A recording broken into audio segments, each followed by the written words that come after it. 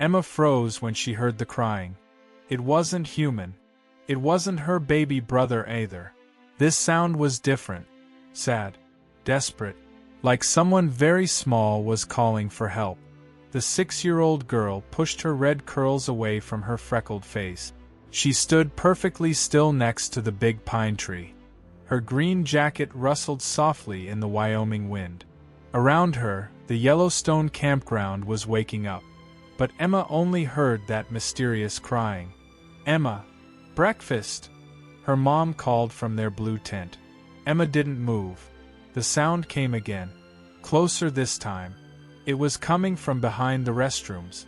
The little girl looked toward her family's campsite. Dad was making pancakes on the camp stove. Baby Lucas was giggling in his high chair. Mom was packing their hiking backpack. They were planning a big adventure today. A hike to see the geysers. Emma had been excited for weeks. She had practiced walking in her new hiking boot. She had memorized facts about Old Faithful. But now, something else needed her attention. Emma took a deep breath. She walked toward the crying sound. Her boots crunched on the pine needles. The morning air was crisp and cold. Her breath made little clouds as she walked. Behind the stone restroom building, Emma stopped. Her green eyes went wide.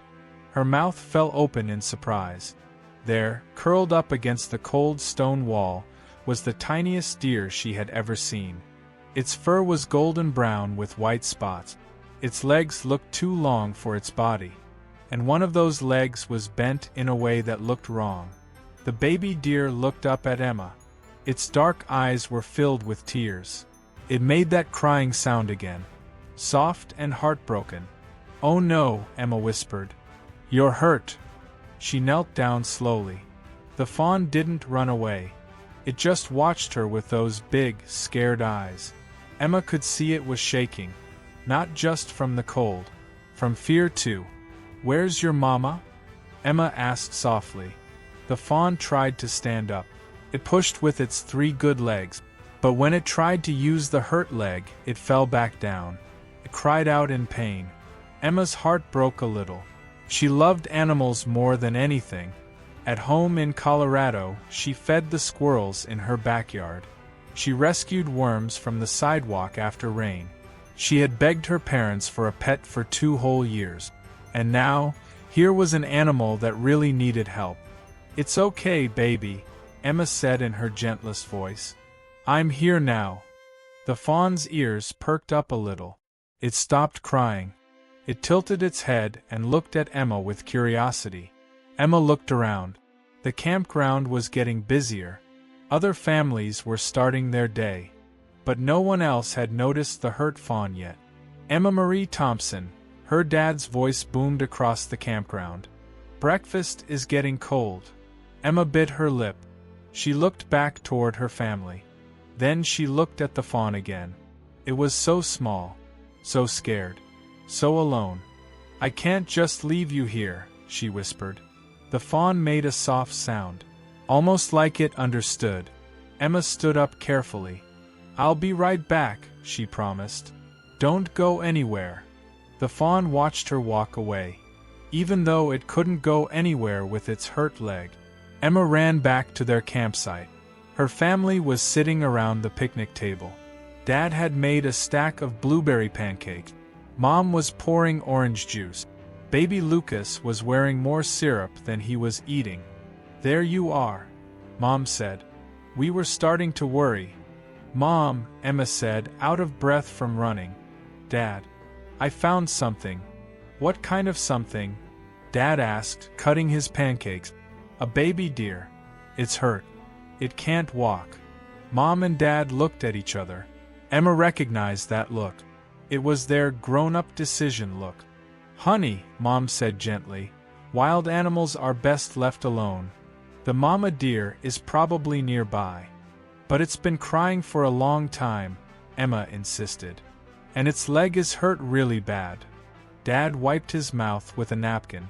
"Emma, sweetie, we don't know about wild animal injuries. It could be dangerous to get too close." "It's not dangerous," Emma said. Her voice got a little louder. It's just a baby. And it's scared. Lower your voice, Mom said firmly. Other campers are trying to eat breakfast too. Emma felt frustrated tears starting in her eyes. Adults never understood. They always worried about the wrong things. They worried about being late or eating cold food or what other people thought. But they didn't worry enough about a baby animal that was hurt and alone. Please, Emma said quietly. Just come look. Please. Dad sighed. He looked at his watch. We need to start our hike soon if we want to see all the geysers. 5 minutes, Emma begged. Just 5 minutes. Mom looked at Dad. Dad looked at Mom. Baby Lucas threw a piece of pancake on the ground. 5 minutes, Dad agreed. But then we're leaving for our hike. Emma's heart jumped with hope.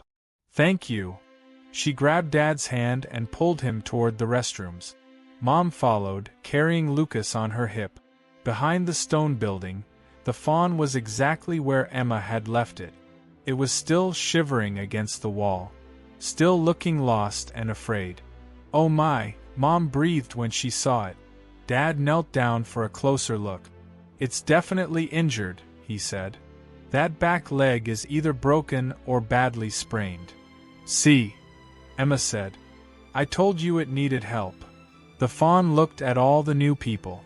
It tried to scoot further away, but it couldn't move very far. Where's its mother? Mom asked. I don't know, Emma said. I've been listening for other deer, but I only hear this baby crying. Dad stood up and looked around. Sometimes fawn get separated from their mothers during the night, especially in areas with lots of people and cars. So what do we do? Emma asked. Dad was quiet for a moment. Emma could see him thinking. She held her breath and hope. We call the park rangers, he finally said. They'll know how to help. Emma smiled for the first time that morning. Really? Really, Dad said. But first, we need to make sure this little one stays safe until help arrives. Emma looked down at the fawn. It was watching her again. Those big dark eyes seemed to trust her now. Don't worry, she whispered to it. We're going to take care of you. The fawn made a soft sound, like it was saying thank you. Emma had found more than a hurt animal. She had found her purpose for this day. The geysers could wait. Right now, she had something much more important to do. She had a life to help save. Dad pulled out his phone to call the rangers. Emma sat down next to the fawn. She was careful not to get too close, but close enough to talk softly. Help is coming, she whispered. You're going to be okay. The fawn's ears twitched. It seemed to understand her gentle voice. Mom went back to pack up their breakfast. Baby Lucas had fallen asleep in his stroller. The campground was getting busier. More families were starting their morning adventures. The ranger station is sending someone right away, Dad said. He put his phone back in his pocket. Her name is Ranger Sarah. She knows all about helping injured animals.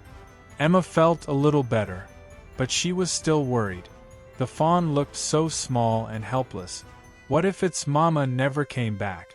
What if the injury was too serious? Can I stay with it until she gets here? Emma asked. Dad nodded. Just don't touch it, okay? Wild animals can bite when they're scared. It won't bite me, Emma said confidently. It knows I'm trying to help. The fawn proved Emma right. When she moved a little closer, it didn't try to get away. It just watched her with those big, trusting eyes. 20 minutes later, a green park service truck pulled up. A woman in a ranger uniform got out. She had kind brown eyes and gray hair pulled back in a ponytail. She carried a large first aid kit. I'm Sarah, she said to Emma's family. Where's our patient? Emma stood up and pointed. Right here. I found him this morning. Ranger Sarah knelt down near the fawn. She moved very slowly and carefully. Hello there, little one, she said in a soft voice. Let me take a look at you. The fawn watched nervously as Sarah examined its injured leg. The ranger was gentle. She barely touched the hurt area. "It's not broken," Sarah said with relief. "But it's definitely sprained. Probably got caught in something and twisted it trying to get free." "Will it be okay?" Emma asked anxiously. "With proper care, yes," Sarah said. "Fawn are tough little creatures. But first, we need to find its mother." Sarah stood up and looked around the campground. Doe usually stay close to their babies. She might be nearby but afraid to come out with all these people around. "What should we do?" Dad asked. "We'll set up a safe area and wait," Sarah explained. "If Mama doesn't show up by evening, we'll take the fawn to our wildlife rehabilitation center." Emma's heart sank. That sounded like the fawn might never see its real family again. Sarah noticed Emma's worried expression. "Would you like to help me set up the safe area?" she asked. Emma's face lit up. "Really? I can help." "Absolutely. You found this little guy. You're part of his rescue team now." Emma felt proud and important. She was officially helping save a life. Sarah went back to her truck and brought out some orange cones and rope. "We'll make a quiet space around our patient. Keep other campers from getting too close." Emma helped carry the cones. She placed them exactly where Sarah showed her. Soon they had created a small protected area around the fawn. "Now what?" Emma asked. "Now we wait," Sarah said. "And we watch for Mama deer." Emma sat down outside the rope barrier. The fawn was only a few feet away. It had stopped crying, but it still looked scared and lonely. "Are you hungry?" Emma asked it softly. The fawn tilted its head like it was thinking about her question. "I have some crackers," Emma said. She pulled a package from her jacket pocket. "Oh wait, deer probably don't eat crackers." Sarah smiled. "You're right. Fawn this young only drink their mother's milk. That's another reason we need to find Mama. What if she doesn't come back?" Emma asked the question she was most afraid to hear answered. "Then we'll take very good care of this little one at our center," Sarah said. "We have special formula for orphan fawn, and when it's old enough and healthy enough, we'll release it back into the wild." "But it won't have a family," Emma said sadly. "Sometimes that happens in nature," Sarah explained gently. "But giving an animal a chance to live and be free is still a good thing." Emma thought about that. She supposed Sarah was right. Living without a family was better than not living at all. The morning passed slowly. Other campers stopped to look at the fawn. Sarah explained the situation to each family. Everyone was interested and concerned. Several children asked their parents if they could help too. But Emma was the special helper. Sarah let her bring a bowl of fresh water. She showed Emma how to watch for signs that the fawn might be getting worse. She taught her what healthy animal behavior looked like. "You're very good with animals," Sarah told Emma. "Have you ever thought about becoming a veterinarian or a park ranger?" Emma's eyes grew wide. "I could do that when I grow up?" "Of course. We need people who care about animals as much as you do." Around noon, Emma's family had to make a decision. Their camping reservation was only for 2 days. They were supposed to leave that afternoon. "We can't just abandon it," Emma said when Dad mentioned packing up. "We're not abandoning anything," Mom said gently. "Ranger Sarah is taking excellent care of the situation. But what if its Mama comes looking and I'm not here to help?" Emma worried. Dad knelt down next to his daughter. "Emma, you've done something really wonderful today. You saved this fawn's life by finding it and getting help. But sometimes, after we help, we have to let other people take over." Emma looked at the fawn. It was resting more comfortably now. The swelling in its leg seemed a little better. But it was still alone. "Can we please stay just a little longer?" she asked. "Maybe until dinner time?" Mom and Dad exchanged that look again. Emma held her breath. "Okay," Dad said finally. We'll stay until evening. But then we really do have to go home. Emma hugged both her parents. Thank you. You're the best. As the afternoon went on, Emma never left the fawn's side. She talked to it about everything. Her pet fish at home, her favorite books, her little brother who was learning to walk. The fawn seemed to listen to every word. Sometimes it made soft sounds back, like it was trying to have a conversation. Other families came and went. The campground got quieter as people left for hikes or drives to see the park's famous sights. But Emma wasn't interested in any of that. All she cared about was the small, spotted creature that had become her responsibility. Around 4 o'clock, Sarah checked on them again. "Any sign of Mama?" she asked. Emma shook her head sadly. "Nothing."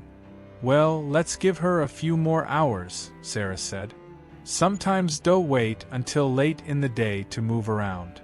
As the sun started to get lower in the sky, Emma felt time running out. Soon her family would pack up their campsite. Soon they would drive away. Soon she would have to say goodbye to the fawn forever.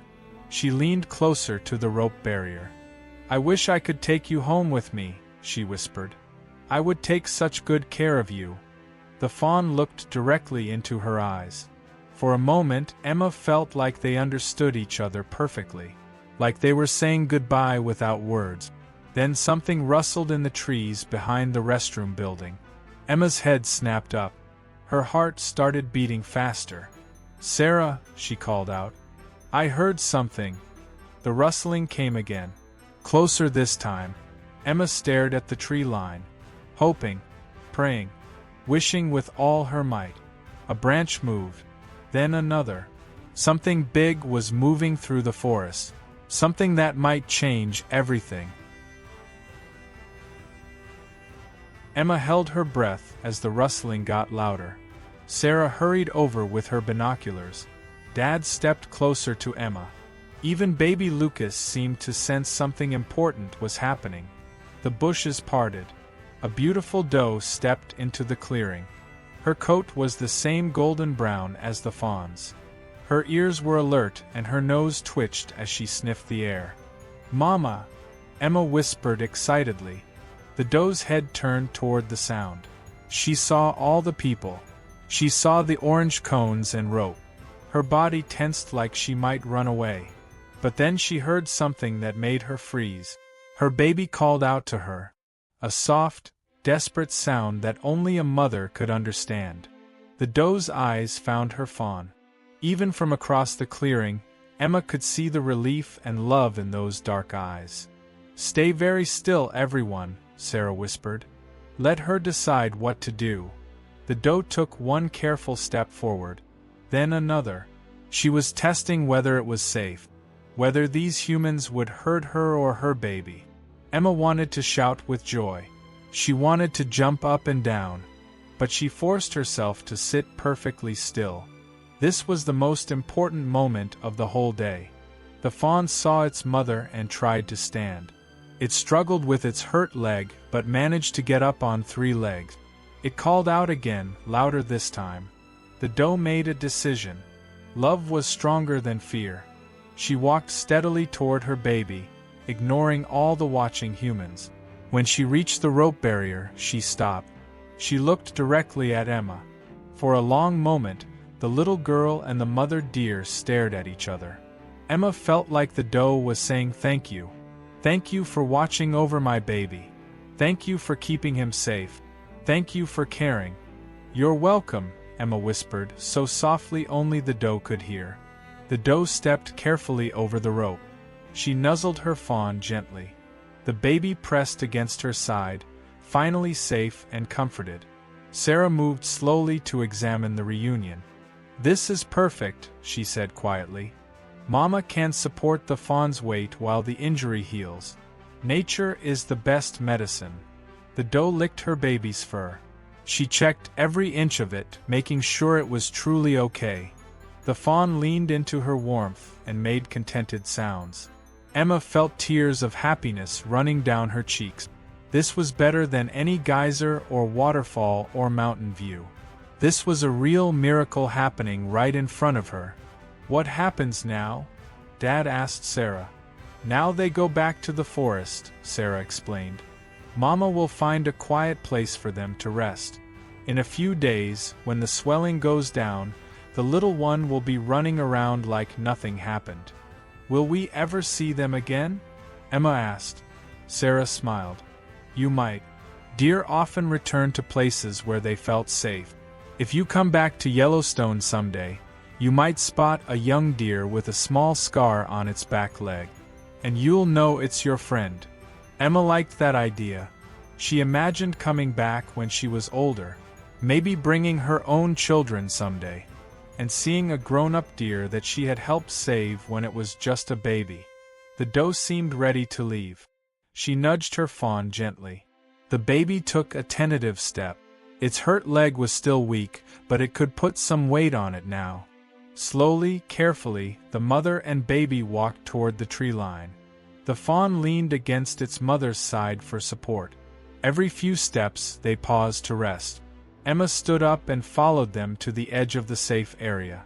She didn't cross the rope, but she wanted to watch them for as long as possible.